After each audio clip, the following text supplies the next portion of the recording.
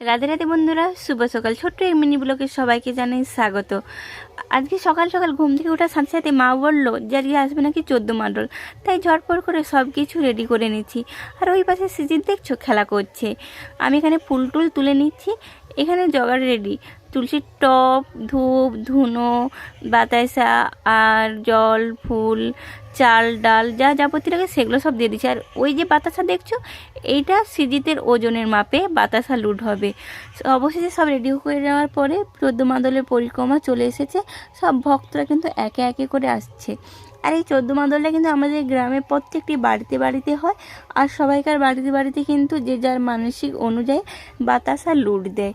খুব আনন্দ হয়, বছরে একবার কিন্তু এই 14 মাদল হয়। আর ওই যে দেখছো মীরা পিসি, ও কিন্তু 14 মাদলে সবাইকে আনার জন্য ঘটে করে জল নিয়ে ছোড়া দিয়ে দিয়ে আসছে।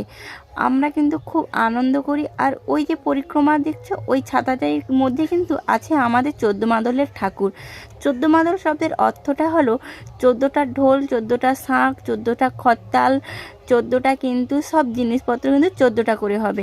তারপরে অবশেষে কিন্তু পূজা শুরু হয়ে গিয়েছে।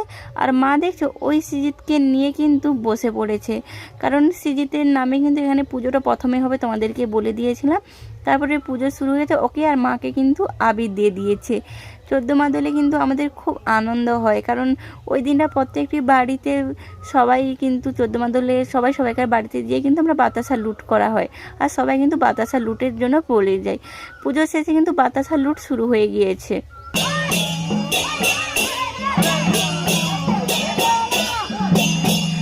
আজকের ভিডিও এই পর্যন্ত। তোমরা সবাই সুস্থ থাকো, ভালো থাকো, বাই।